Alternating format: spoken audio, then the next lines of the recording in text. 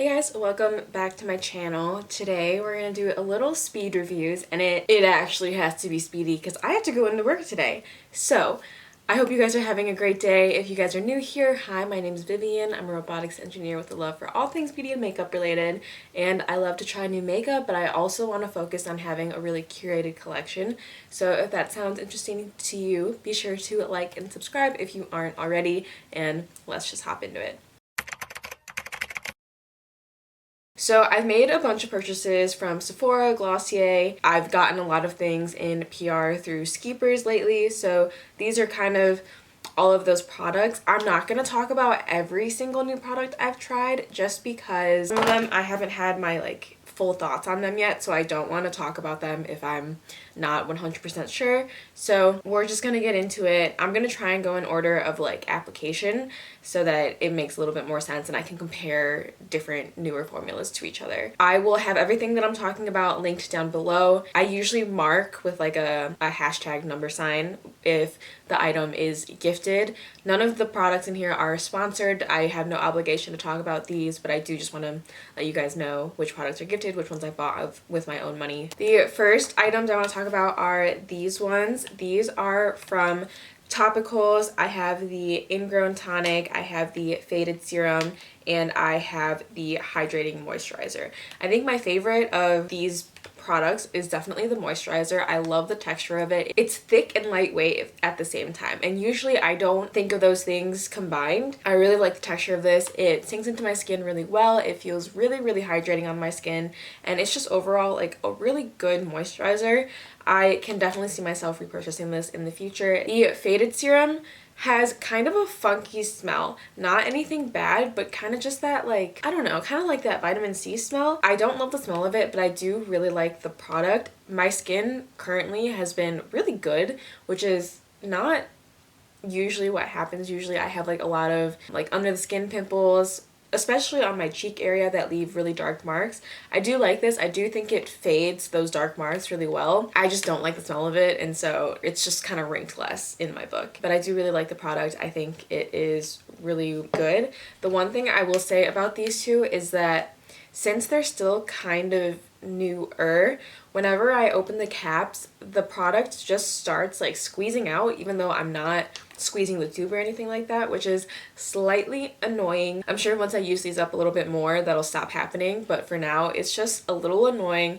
I feel like I'm slightly wasting product, so just something to keep in mind. And the Ingrown Hair Tonic, I haven't used this consistently enough to really see a difference in the amount of ingrown hairs I get. I mainly use this on my underarms, and I don't really start using this until I notice an ingrown hair on my underarms, and then I'll apply it.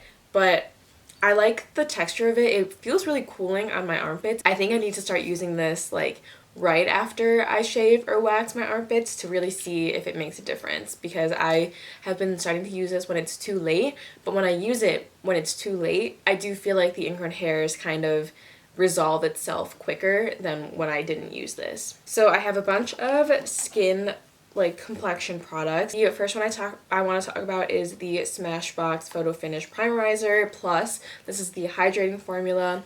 I also have a Smashbox Photo Finish Control, which is supposed to be oil controlling. I like both of them. I use them for very different things. I usually use this if my skin is feeling dry, if I have a lot of dry patches, but especially in the summer, my face can get pretty oily, so I like having the control primer as well. So I do like both of these. I think they work really well. I think my makeup applies really smoothly on top of both of them, and it's just nice to have these two primers for specific things. I like the texture of it. I like the scent of it. I don't necessarily think it's overly scented. They're kind of expensive. I think these are around $40, which seems like a lot for a primer, especially when I don't wear primer that often, but I have really been liking these, and these were gifted by Smashbox themselves. I have several skin tints. I have the Glossier skin tint, I have the Colé skin tint, and I also have the Summer Friday skin tint that is packed away in my makeup bag right now. Out of the three,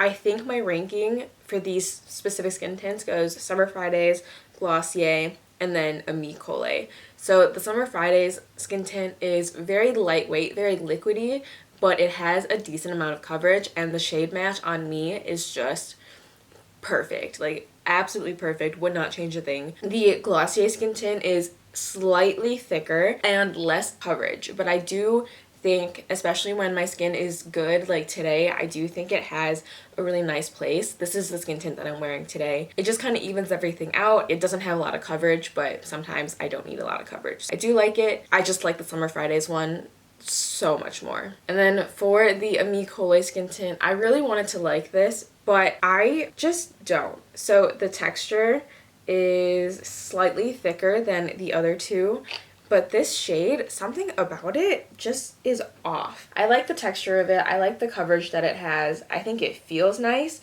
but the shade just like really throws me off, and I don't find myself reaching for it very often. I forgot to say shade names for everything. So the Summer Friday skin tint I have in the shade 4, the Glossier skin tint I have in the shade G9, and the Colé skin tint I have in the shade medium 2. For concealers, I have the Huda Beauty Glowish concealer in the shade 4 light medium, and I like it for my like more natural days, but it does have some coverage. So the Rare Beauty brightening concealer, I have this in the shade light medium. Two completely different formulas. I feel like the Rare Beauty eye brightener is definitely more gel-like, more of a gel consistency, but they both look really pretty under the under eyes. I did use some of the Rare Beauty eye brightener today under my under eyes, and I think it just gives like just the slightest amount of brightening. You could probably get the same effect with a little bit of a lighter powder, a little bit of a lighter concealer, but something about this just makes my under eyes look a little bit brighter without being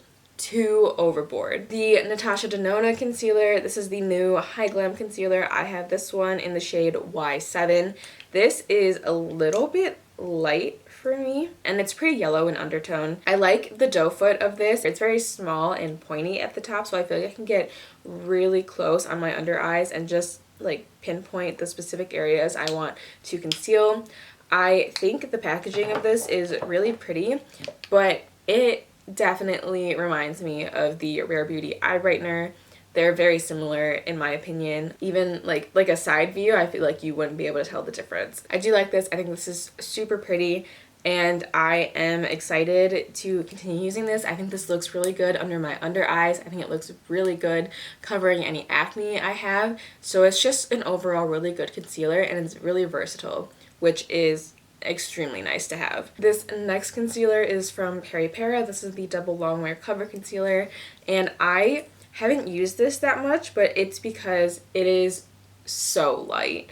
That does not match me at all. I don't even know what I was thinking. I can kind of see myself using this with another concealer, like one that's a little bit too dark, and mixing them, but I definitely can't use this on its own, and honestly, I don't really want to put in the effort to like mix concealers like that, so I just haven't worn it. And I know with a lot of K-beauty, Asian beauty in general, the shades tend to be pretty light, and I'm just not that light, and I'm not their target demographic, so it just doesn't work for me. I'm gonna keep it for now just because I do think I can mix it, but for the most part I don't tend to want to mix it, and just so I haven't really reached for this that often. I also want to mention that the Rare Beauty concealer, or the under eye brightener, does have a slightly pink undertone, and I feel like that adds to the brightness as well. I know pink powder is like a really big trend right now just to brighten, so I think having the pink undertone in this concealer just really helps with the overall brightening effect that it has. The last concealer I have to talk about is this one from Glossier. This is the Stretch Concealer in the shade G9, and I've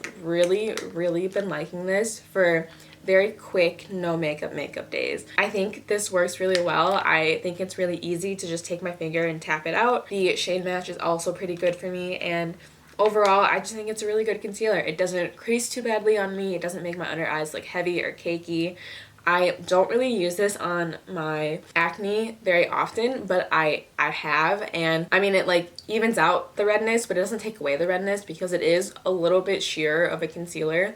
And so I pretty much genuinely like this for the under eyes, and I don't typically like to wear it with my, or put it on my acne, but I do think it's pretty. And I think this is probably one of my favorite products from Glossier, from the whole line that I bought. Moving on to powders, the next product I would say is my favorite from Glossier is the Wowder. It is just so finely milled. I also have this in the shade G8 to G10. It's so finely milled. It just applies so smoothly. It makes my face just feel a little bit smoother. And since it's so lightweight, I don't feel cakey at all whenever I use it. I will say, since it is so lightweight, if you're really, really oily, this probably isn't going to soak up all those oils. But for the most part, I really like this under my under eyes. I can use it with a brush. I can use it with a powder puff under my under eyes and it doesn't look heavy. I just feel like you can't go overboard with this powder. I have a couple different cheek products. The first one is the Apu Juicy Pang Water Blusher. I saw in a comment that Apu is not the brand name. I think it's from Peripera. So the name of the blush is the Apu Juicy Pang Water Blusher. Anyway, if you guys have watched my blush ranking, you guys will know where these land. I'm gonna link that for you guys to watch if you want to watch the full thing. But basically, TLDR is this is really pretty. It's a fall color, so I don't reach for it that often. This is really pretty. Love the formula. Blends out so easily. Love like the jelliness of it. Standout. A great blush. And this one, very expensive, very pretty. I love my cool tone pinks. I like it a lot. If you want to know more about those, I would just watch the blush ranking video. I talk about it a lot more. I also have the Colé Light Catching Highlighter. And this is a highlighter if you really, really like a super natural glow from within. This is even more natural than the Merit Day Glow. This is pretty much just like if you just like put a little bit of a gloss on your face. I do like it. I don't reach for it that often just because, one, I don't reach for a highlighter that often, and two, I think this is much more of a gel formula compared to the Merit Day Glow. I feel like the Merit Day Glow just melts a little bit better, and because it melts a little bit better, it like blends into the skin a little bit better. But for this one, like, I don't even know if you can see that swatch. I think you can just barely see the glowiness of that. If you really want something that is ultra natural, then you might like this. But for me, it doesn't do enough to warrant using it that often. I have a couple of brow products. The first one is really new to me. This is the Milk Makeup Kush Brow Lamination Gel. This does absolutely nothing for my brows. I think it's probably because my brows are very thin. They get weighed down really easily, and this just does nothing to hold them up. Doesn't laminate very well either. Just overall, I think this is a hard pass. Would not recommend this. The Glossier Boy Brow. I was gonna say Wow Brow, and that doesn't make sense. The Glossier Boy Brow is kind of a classic for a reason. It is like the perfect amount of pigment if you're just looking for something a little bit extra. Like I said, my brows are really thin and really lightweight. So I do like this just to add a little something something. Again, mostly for my no makeup days. If I want my brows to be a little bit more impactful, I'll reach for my Kosas Tinted Air Brow. But I do like this for my more natural days. This is what I'm using in my brows today. I think it's just a good brow product. Like, I think it holds my brows pretty well.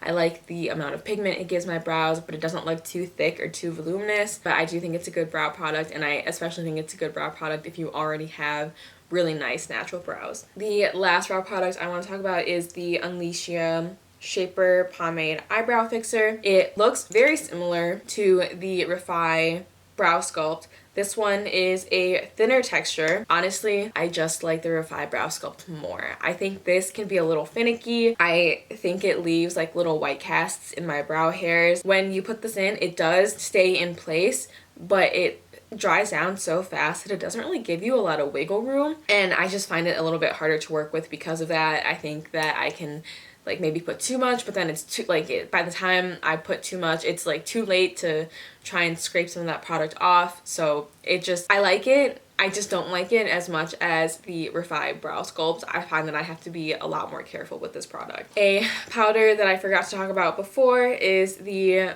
Charlotte Tilbury Airbrush Flawless Finish Powder. I have this in the shade 2 medium. I think it's really good powder. I don't have much to say about it. I think it just does a really good job. It sets everything, and I think it just leaves a really pretty finish all over the face. It's slightly blurring, but nothing like crazy.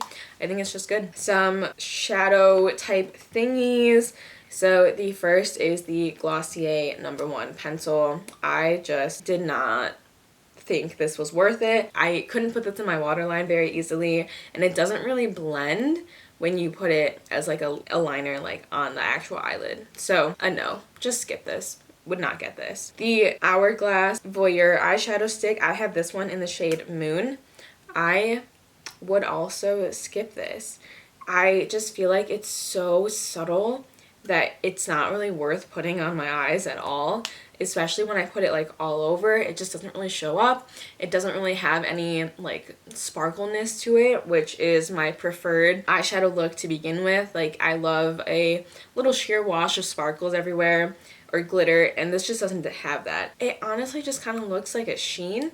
I have this on my inner corners today, but you can barely see it.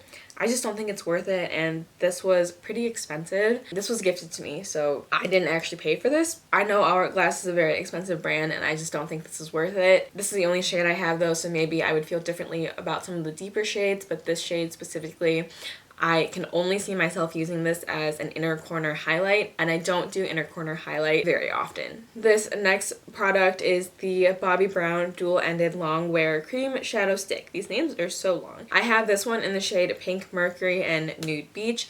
Nude Beach is this matte purple. Pink Mercury is this really pretty kind of duochrome pink blue. I don't use the matte side at all. If I use this, I'm using it for this reflective glittery shade. Both of them are really creamy. They're both very pretty. I just don't see myself reaching for the matte side ever. The shimmery side though is stunning. I love it. I have a little bit on my eyes today, and you can see it just gives like a really pretty, really subtle sparkle, and that's my vibe. That's what I want. Okay, this next product isn't like super new to me, but I recently rebought it because I lost it a while ago, and this is the Freck Noir, the original freckle.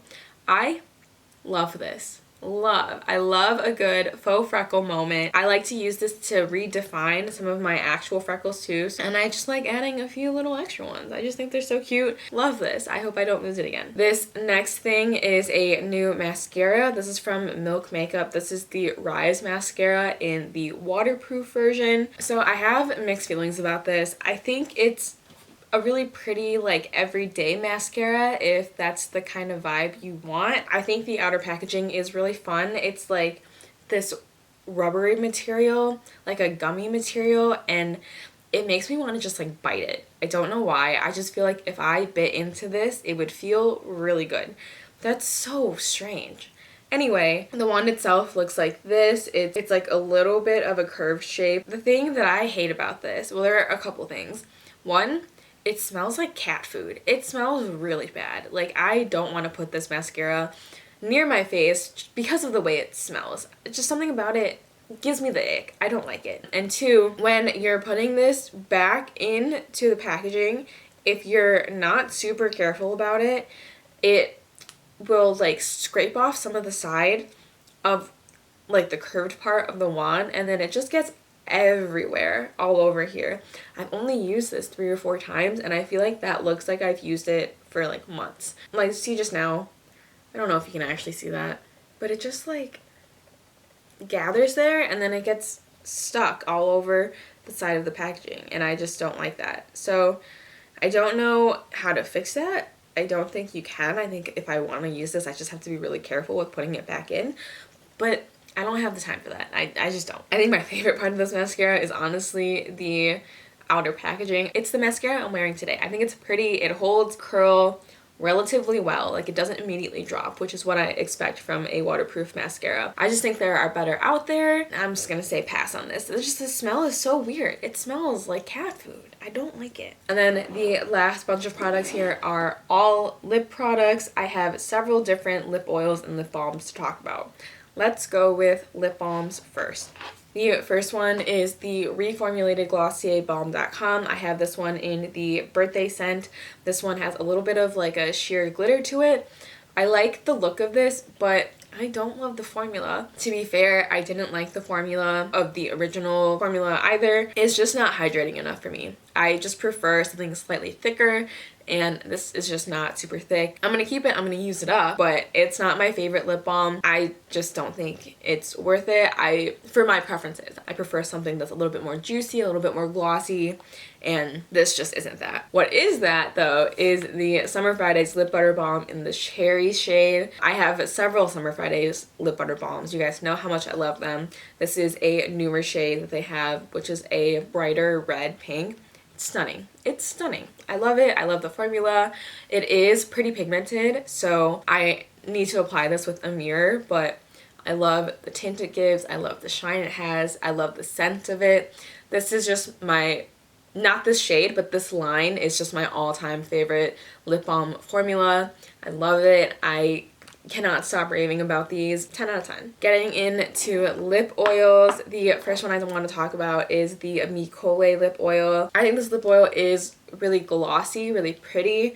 I like the applicator of this a lot, like the doe foot of this, but it has these kind of curves in it, these lines in it, that just make applying it so even. And with tinted formulas, that can be kind of hard. I love the formula of this. Formula is really nice. It's thicker, it's hydrating. Like I said, the doe foot just makes applying it so even that it's just good. I love it. The next lip oil I want to talk about is the Rare Beauty lip oil. This is in the shade Hope. It's much thinner. It reminds me of the Ramond Juicy Lasting Tints. I feel like they're very similar, where they start off glossy, but like about an hour later the glossiness kind of fades and it leaves behind a stain. I like the shade of this. It's much pinker than I would typically go for, but I like the doe foot of it. It's really nice to apply. I like the stain that it leaves behind. This also has a little bit of a minty tingling feeling to it. You might not enjoy that. I know some people don't like that feeling at all. I don't mind it. I think it feels kind of nice and kind of cooling. I think this is really pretty. I think it leaves a really pretty stain, and I would maybe want to try a different shade, but honestly, not now. I have so many products that I don't need another one, but I do like it, and they're hyped up for a reason, and I mean Rare Beauty in general, that's hyped up for a reason. So overall, really good. I think it's a really good product, but don't expect it to be like a true lip oil. And the last product I want to talk about is the In Beauty Project Glaze Lip Oil. This is in the Mystery Glaze variation of it. This is a pH changing lip oil. They have other shades that are non-pH changing, but I just really like them. They're really fun. They smell really nice. The Mystery Glaze one leaves like a really pretty tint on my lips. Like I said, it is pH changing though, so if you don't like that, there are other ones. It has the nice big doe foot applicator. It's just nice to apply. It feels fun to apply. I like the packaging. I think the packaging is really, really cute. I will say, if you have lip oil already, you probably don't need it. It's like the typical thicker lip oil, kind of similar to the Dior one, but without any of the plumping. It's really nice. I thoroughly enjoy it, but it's not revolutionary. It doesn't stand out compared to a lot of my other lip oils. That is it for this video. These are a lot of products that I've been trying out lately that I've liked and didn't like, and I just wanted to let you guys know my updated thoughts on them. I hope you guys enjoyed this type of video. If you did, be sure to let me know. I can definitely do more, and I can do them more often. So yeah, thank you guys so much for watching. I hope you guys are having a great day. I will see you guys in my next one. Bye guys.